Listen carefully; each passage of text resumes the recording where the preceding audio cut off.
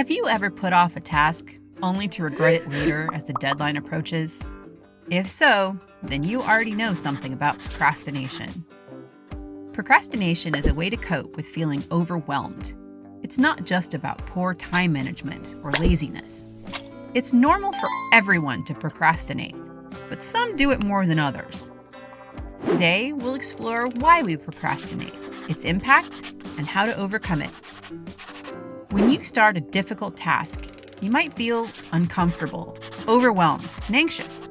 It might seem too hard, and it certainly might not feel like fun. You might have negative thoughts like, "This is too much. I'll never get this done," or "I don't know how to do this."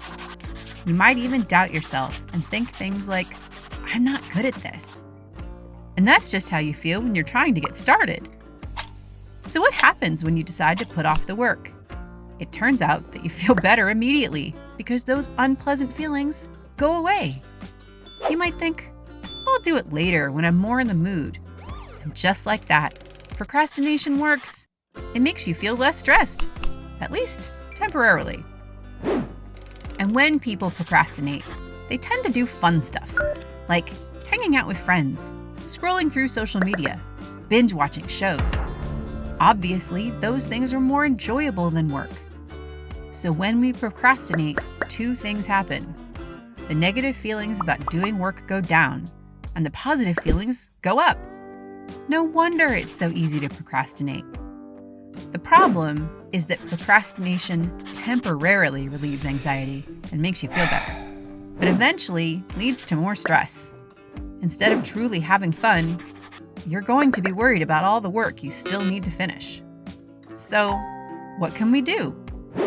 Here are 3 easy and simple ways to beat procrastination. Just start. Sometimes the hardest part is beginning. Set a timer for 10 minutes and tell yourself, "I'll just work on this for 10 minutes, and then reassess. Once you start, it might be easier to keep going. If you can, extend it to 15 or 20 minutes. Break it down. Big projects can feel overwhelming. Break them into smaller, manageable chunks. Create an outline, then start on one part.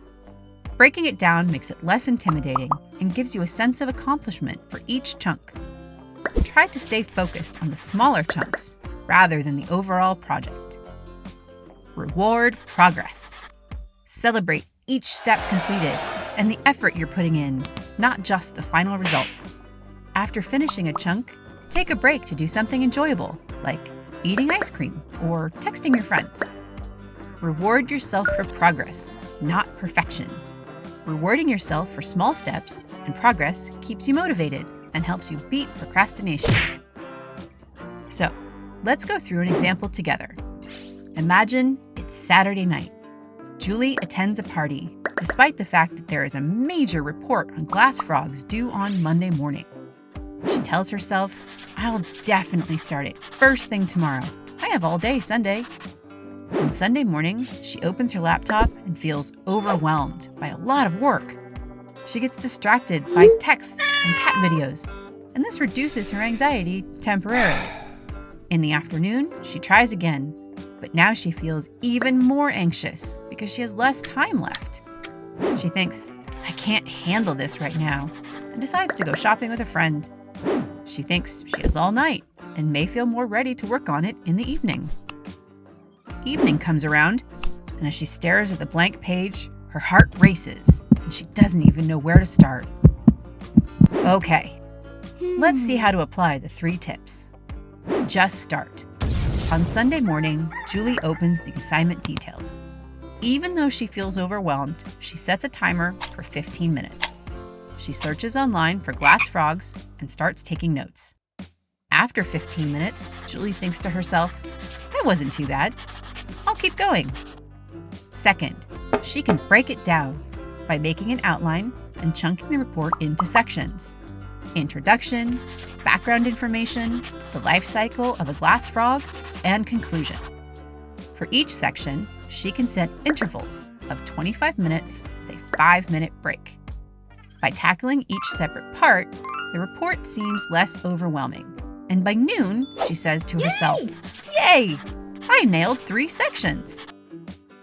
As Julie takes 5 minutes to reward her progress in between sections, she can treat herself to a quick snack, she can text her friends, or watch a couple short cat videos. Rewarding herself for progress, not for being perfect, helps her stay motivated. So remember, dealing with procrastination involves managing your emotions, not just your time. Feeling stressed or worried is normal, but avoiding tasks only makes those feelings go away temporarily. By taking action, breaking tasks into smaller steps, and rewarding yourself for progress, you can crush procrastination, maintain control, and still have time for more cat videos.